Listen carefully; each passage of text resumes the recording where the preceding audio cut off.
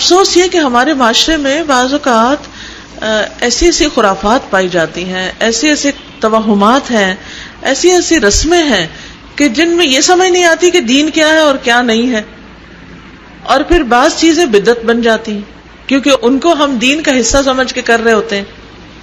تو اس لیے بہت ضروری ہے کہ ہم صحیح دین کو جانیں تاکہ ہمارا عمل صحیح ہو، تاکہ ہمارا خاتمہ صحیح ہو، ایمان پر خاتمہ ہو، صحیح چیز پر خاتمہ ہو.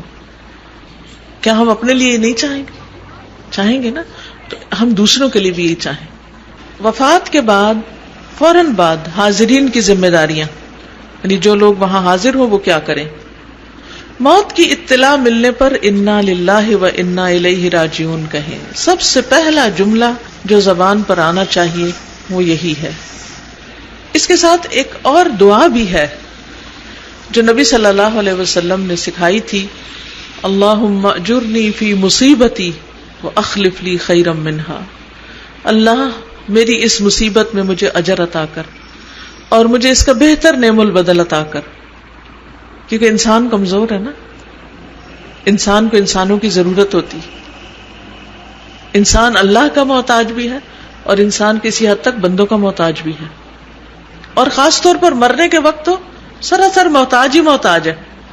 پھر تو محتاجی ہو جاتی، تو اپنے لیے کچھ بھی نہیں کر سکتا انسان.